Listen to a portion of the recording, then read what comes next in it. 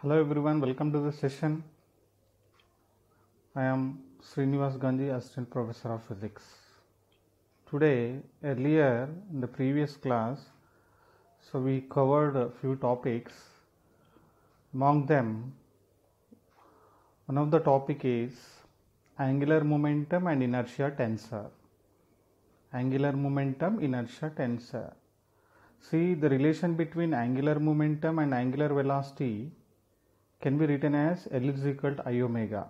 See, the relation between angular momentum and angular velocity is L is equal to I omega, where I is inertia, where I stands for inertia, and omega is nothing but angular velocity, we know very well. Right? Now, the second one is the relation between angular and linear momentum. The relation between angular and linear momentum can be written as L is equal to R cross P. L is equal to R cross P. So all are vectors. Okay. So when the rigid body is rotating about a fixed axis whose total angular momentum is, we know that.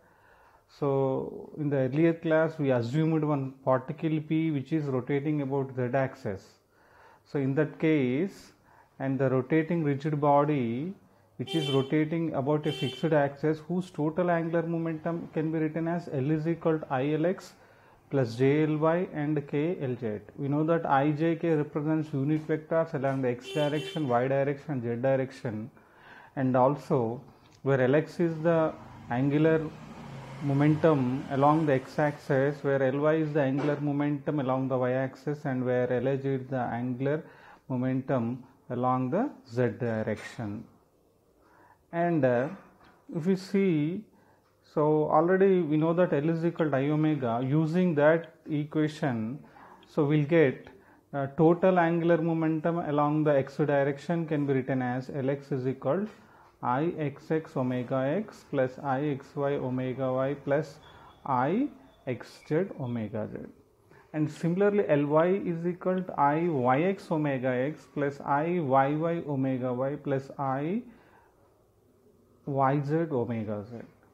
And Lz equal to Izx omega x plus Izy omega y plus Izz omega z. So using these three equations, we'll write these three equations in matrix form. Okay. See, have given you the matrix representation of above three equations can be written as here. So on the left side we have only column Lx, Ly, Lz. On the right side, see there in the first box, there we have three rows, three columns. In the first row we have the terms Ixx, Ixy, Ixz, all are inertia terms. And the second row Iyx, Iyy and Iyz, and third row it has Izx, Ixzy and Zz. And in the column see there where we have angular velocities along the x direction omega x, omega y and omega z. So after solving this matrix, we'll get above equations, right? So above three equations can be written in the form of matrix as shown in the figure. And let us see, let us talk about that matrix where diagonal elements are there. So if we observe carefully that the diagonal elements are Ixx, Iyy and Izz are called as principal moments of inertia. See there, are called as principal moments of inertia around x, y and z axis respectively. Okay, where diagonal elements Ixx, Iyy and Izz are called as principal moments of inertia around x, y and z axis respectively. And similarly, where if you observe the other six terms, that is see there which are Ixy, Ixz, Iyx, Iyz and Izx and finally Izy are called as off diagonal terms. Off diagonal terms are product of inertia. See, the above equation can also be expressed in compact form. See there. So same equation, above three equations can be written in compact form. See there, L mu is equal to summation nu equal to 1 2 3 and I mu nu and omega nu, where mu values can be written as mu is equal to 1, 2, 3. If we substitute mu is equal to 1, 2, 3 and nu is equal to 1, 2, 3, we'll get above 3 equations. Okay, so this is the compact equation of angular momentum law. Okay, now let us move on. Now the angular momentum also can be written as L is equal to I omega bar. See there, we have one symbol over I. So that symbol is nothing but it represents tensor. It is over the I, and if the symbol is there, then the I is called tensor. Let us see the above equation. I stands for an operator. See the above equation, I stands for an operator called as tensor. It has rank 2 with 9 components. It has rank 2 with 9 components. For example, if it is a operator, it has rank 1 with 3 components, that is called vector. See there, if it is an operator, it has rank 1 with 3 components, is called vector. Okay, is called vector. So for example, if 0 rank, if the operator has 0 rank, that is not a vector, that is a scalar quantity. Now see here in the picture, so the inertia tensor can be written as, see there, 3 into 3 matrix. Totally we have 9 components in the matrix. See there, it is very apparent from the picture, Ixx, Ixy, Ixz and Iyx, Iyy, Iyz, and Izx, Izy and Izz. So 3 into 3 matrix, and where I is called a tensor. Let us see properties of inertia tensor. Let us see properties of inertia tensor one by one.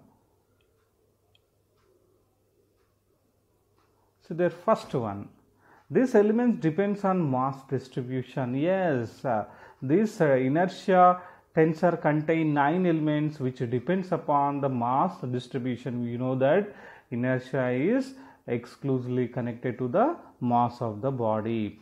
And the second point is, inertia tensor is symmetric. You know that inertia tensor is symmetric. That is, the elements of inertia tensor for mu and nu obey the relation. See there, if elements if the tensor is symmetric, then we can write I mu nu equal to I nu mu. If you write I mu nu equal to I nu mu, it can easily be seen like this. See there, Ixy is equal to Iyx and Iyz is equal to Izy and Izz is equal to Izx. Okay. Alright, next let us move on.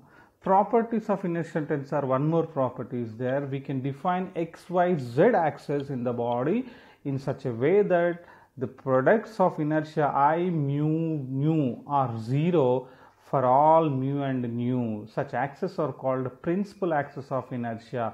Now inertia tensor can be written as, see there, if mu is not equal to nu, so that inertia will become 0. So they only we have the components when nu is equal to mu, then only we have that such components, and all the remaining cases when nu is not equal to mu, that term will be 0. See there in the picture, see here. So for symmetry, so where we have inertia tensor, we have taken Ix 0 0 Iy 0, and see there, if you observe all diagonal elements and the remaining elements off diagonal elements will become 0. That means the body is exactly symmetric, and Ixx can be written as Ix, it is along the x direction. Iyy can also be written as Iy, which is along the y direction, and Izz can be written as Iz, which is along the z direction. So this is what a symmetrical body. Okay, next. For a sphere, all the 3 axes are symmetric. Therefore, we know that if it takes sphere, all the three axes are symmetric, therefore Ixx equal to Iyy is equal to Izz. So that can also be written as Ix is equal to Iy is equal to Iz. Such a body is called a spherical top. Such a body is called a spherical top. You know very well what is top. Okay, such a body is called spherical top. If Ix is not equal to Iy is not equal to Iz, the body is called as asymmetric top. Asymmetric top. Next one. Now see here. For a body with cylindrical symmetry, the axis of cylinder may be taken as principal z axis and xy axis are symmetrical, then Ixy equal to Iyy, where the two inertias are equal. So these are the topics what we covered in earlier class. Now we are going to derive what are Euler equations. Today I am going to derive what are Euler equations. Okay, let's get started.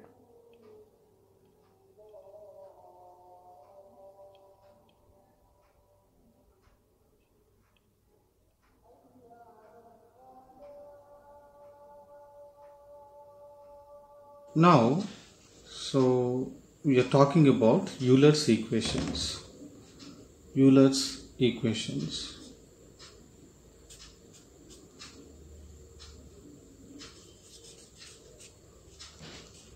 Euler equations.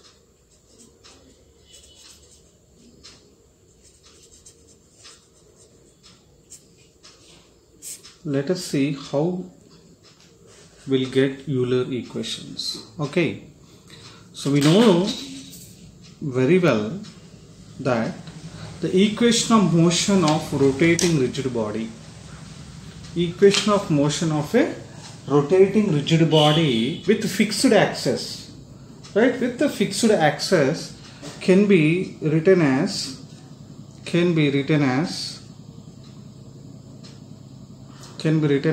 see here, tau bar k equal to dl bar by dt, right, dl bar by dt, right. Torque acting on the body, right, torque acting on the body is equal to rate of change of angular momentum. So this is the equation of motion of rotating rigid body. See here, when we derived this equation, at the time we fix xyz axis are constant, right, xyz axis are constant. That means what we assumed here, we are taking rigid body. See there, x-axis, y-axis, z-axis are constant. We assumed particle P which is rotating around a z-axis, right. So but in this case,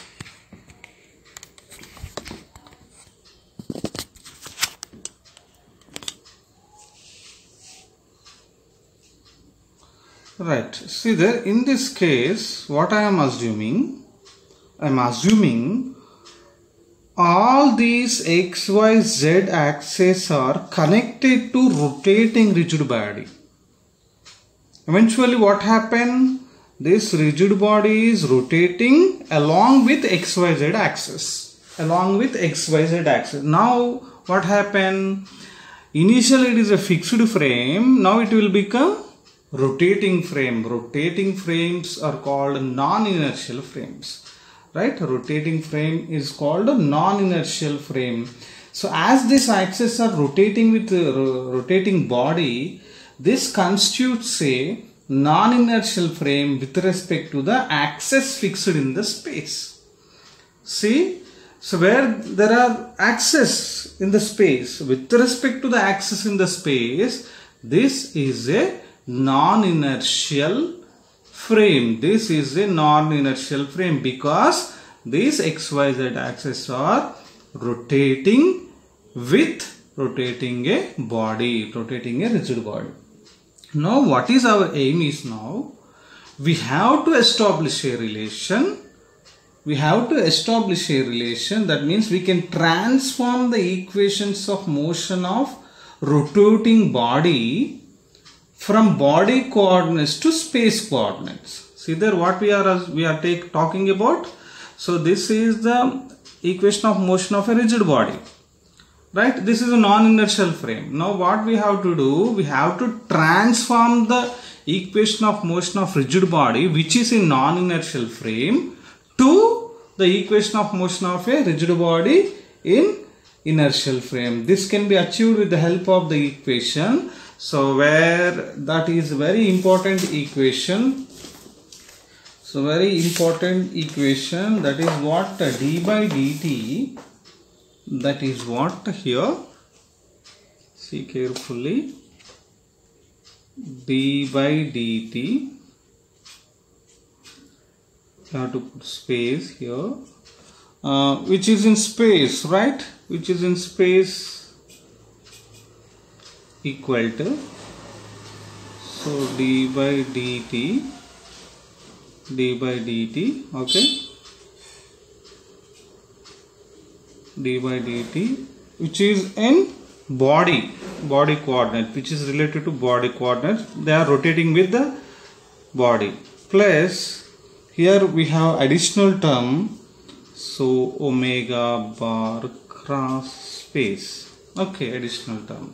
So this is the operator, so which is called Hengry operator. By using this Hengry operator, we can transform the equation of motion of a rigid body in the non-inertial frame to inertial frame. So this is the equation. You must remember d by dt space, okay, that equal to d by dt body plus omega bar cross space.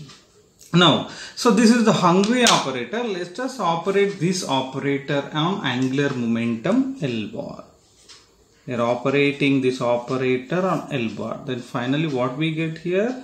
So dL bar by dt, right? So what is that? Which is in space. So that equal to dL bar by dt, which is in body plus omega bar cross L bar plus omega bar cross L bar, right? So we know that this can be written as tau bar space, okay? Torque acting on the body, that equal to, which remains same, dL bar by dt, so which is body, and where we have the term remains same, omega bar cross L bar, Now what we have to do here, omega bar is the angular velocity of the rotating frame, then the rigid body is symmetric, then coordinate axis coincide with the symmetrical axis, okay. Now in that case, all product inertial elements become 0 and the only diagonal elements contribute the total moment of inertia of a rigid body. See there where we are taking symmetrical body, that is why we have only xy axis and there is no xz xy components like that, okay. So in this case, so what we have to do here, so in this case let us take here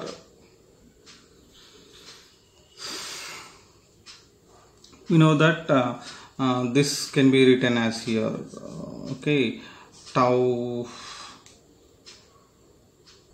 okay. See here, in this case what I am doing there, simply you write there L bar equal to I Lx plus J Ly plus K Lz, okay, you remember this one. And omega bar is equal to, how can write, I omega x plus j omega y plus k omega z, okay. Let us solve this one here.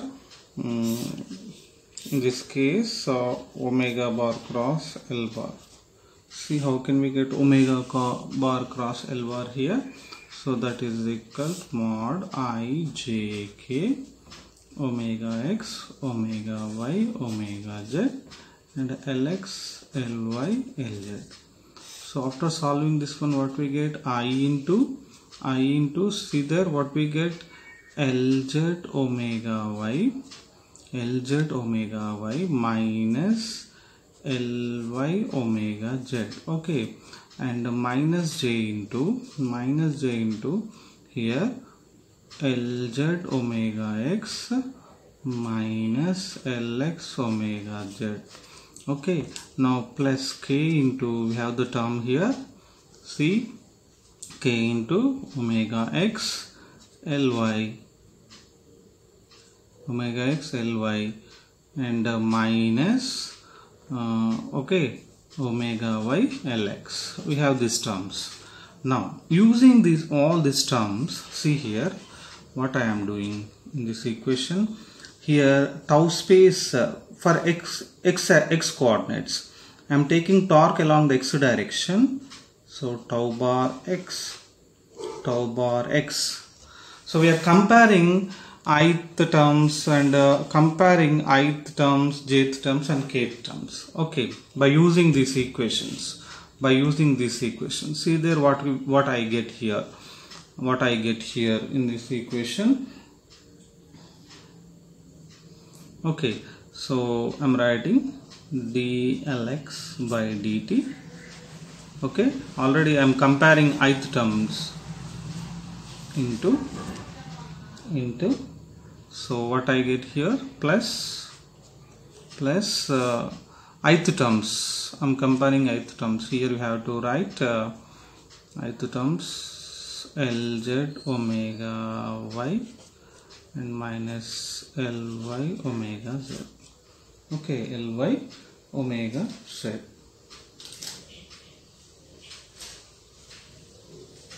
Similarly, what I get here from this equation, t bar x is equal, let us write Lx is equal to Ix omega x, in this equation, and Ix common, and d omega x by dt plus, here you write in place of Lz, you are writing Lz is equal to Iz omega z, and similarly Ly is equal to Iy omega y. Substitute. So what we get here? Here you substitute Lz value, Iz omega z omega y minus, in place of Ly you have to substitute Iy omega z omega y. Okay, taking common, what I get here? Tx is equal to tau x is equal to Ix d omega x by dt, and plus here take omega z omega y common, omega z and omega y common. What I get here finally in this, from this equation, Iz minus Iy into omega y and omega z, omega y and omega z. So this is one equation. This is one Euler equation. Okay, this is one Euler equation. And similarly, what we get here,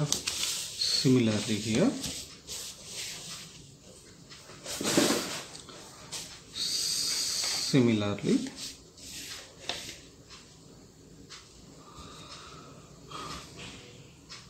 tau bar y is equal to, what I get? Tau bar y is equal to, see here you write d Ly bar by dt. Okay, so plus, and jth term, what is jth term? This is jth term here. So jth term is minus, we have minus Lz omega x minus Lx omega z,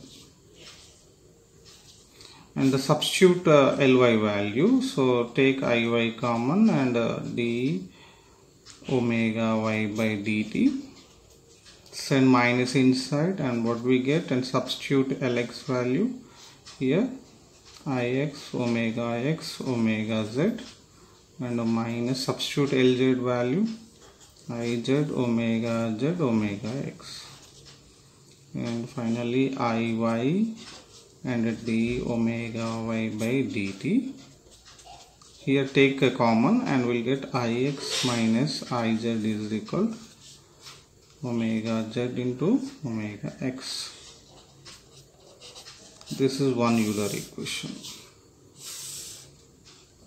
This is one Euler equation. So another Euler equation, tau bar z, right? So tau bar z equal to what I get, the d Lz bar by dt, okay, plus, and the kth term now substitute omega x Ly minus omega y Lx. Substitute Lx, Ly, Lz values.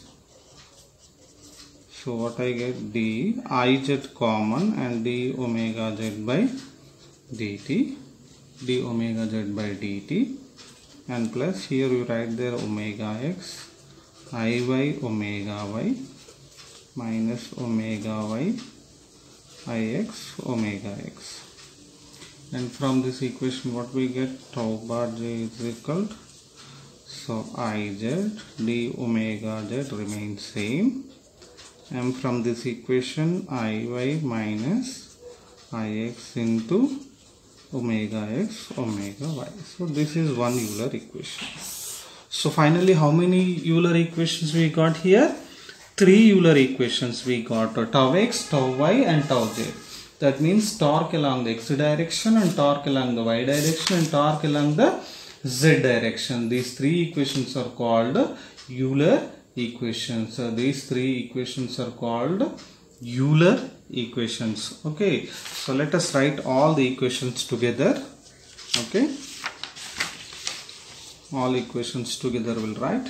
So tau bar x is equal to Ix d omega x by dt plus Iz minus Iy into omega y omega z. Okay, right.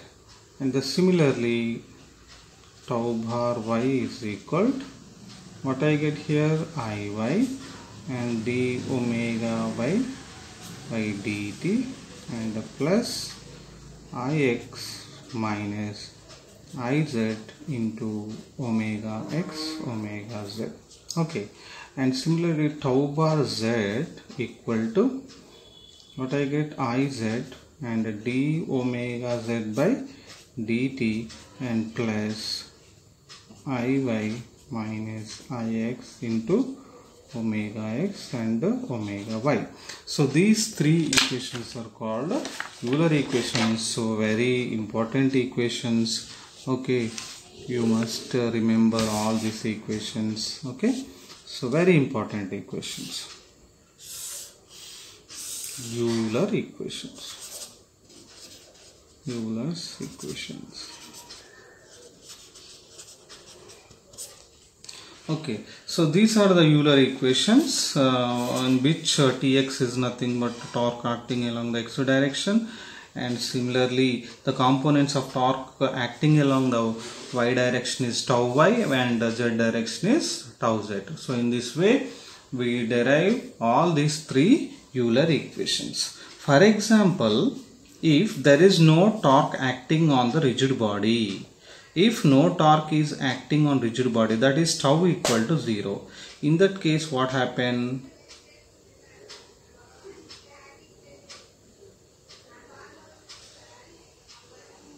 In that case what happen? Let us multiply. So now the case 1, let us see case 1 here. No torque is acting on the rigid body. No torque is acting on the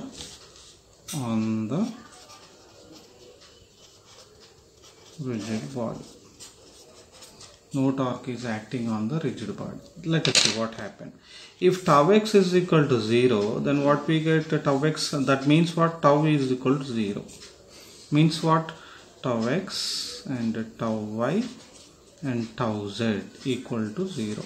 Substitute 0 in all the above three equations. Then what I get here? So Ix d omega x by dt plus Iz minus Iy omega y omega z equal to 0. Right? If no torque is acting on the rigid body condition. Now second one, Iy d omega y by dt, the Ix minus Iz omega x omega z. Similarly, Iz d omega z by dt plus Iy minus Iz into omega x omega y equal to 0. Now what we have to do in this case, let us multiply equation 1 with omega x and multiply equation 2 with omega y and multiply equation 3 with omega z, and let us add all these equations and add all above three equations.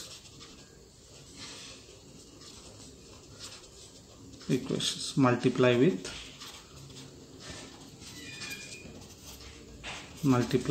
omega x, omega y and omega z, and add all above three equations. If we add all above three equations, see there, the second terms in every equation will be cancelled. See there.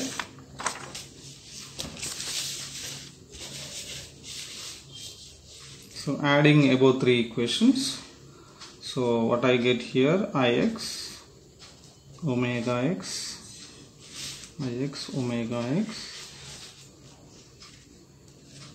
d omega x by dt plus Iy omega y d omega y by dt plus Iz omega z d omega z by dt. All these terms will become 0. All these terms become 0 and that equal to 0. Okay. See, finally what I get, this equation can also be written as, like this. See there, 1 by 2 d by dt Ix omega x square. Okay, plus d by dt 1 by 2 here and Iy omega y square plus 1 by 2 d by dt, okay, Iz omega z square. If you differentiate, then we'll get above equation. So no problem writing this like. Okay, now let us d by dt take common and integrate on both sides. Now integrating on both sides, so what we get here, integrating on both sides, here see, let us write d by 1 by 2 writing outside and d by dt. Here we'll get Ix omega x square, okay, plus Iy omega y square plus Iz omega z square.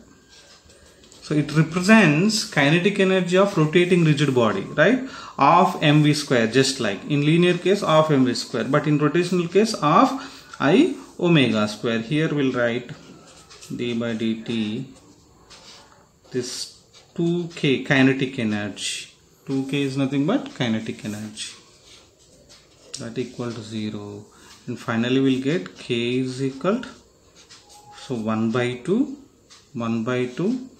Ix omega x square plus Iy omega y square plus Iz omega z square. Okay, so this is the kinetic energy, that is constant value. If no force, no torque acting on the body, then the kinetic energy of the rotating rigid body is become 0. Therefore, if no external torque acting on the body, total kinetic energy of the rigid body remains constant if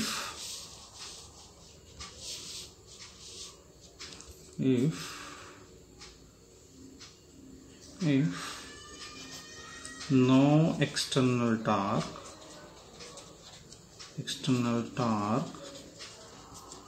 acting the total kinetic energy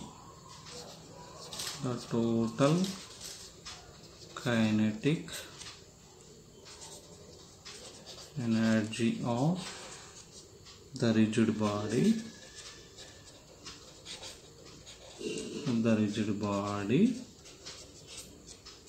remains constant. So this is the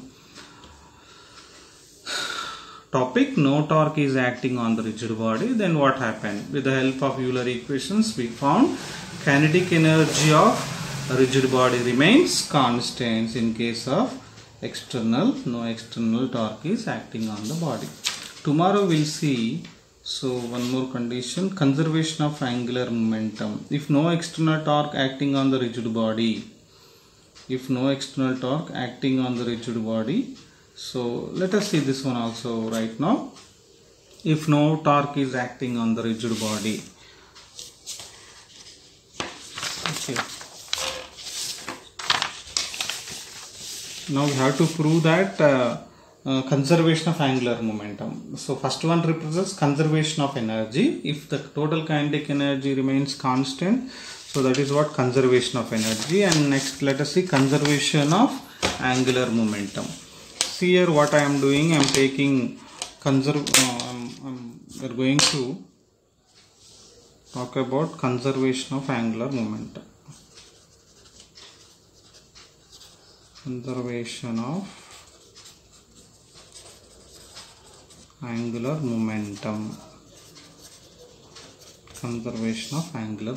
Let us see what I am going to do. Now let us take three Euler equations initially, and where the tau equal to 0, in this case tau equal to 0, and all these three equations will become like this: Ix d omega x by dt plus Iz minus Iy, okay, omega y and omega z equal to 0, and here similarly Iy and d omega y by dt, okay, plus Ix minus Iz into omega x omega z, that equal to 0, and similarly Iz d omega z by dt and plus Iy minus Ix and omega x omega y, okay, omega x omega y equal to 0, right?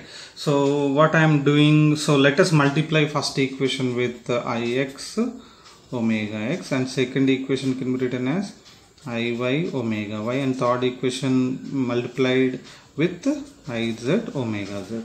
So after multiplying these three equations with these three components, so finally we'll get all these terms will cancel each other, and we'll get here Ix square omega x d omega x by dt plus Iy square omega y d omega y by dt plus Iz square omega z and d omega z by dt, that equal to 0 will get. Now see this equation can also be written as like this. See there 1 by 2, so d by dt into Ix square omega x square. Similarly 1 by 2 and d by dt Iy square omega y square, and plus 1 by 2 d by dt Iz square omega z square equal to 0. And finally we'll write this one 1 by 2 d by dt into Ix square omega x square plus Iy square omega y square plus Iz square omega z square equal to 0.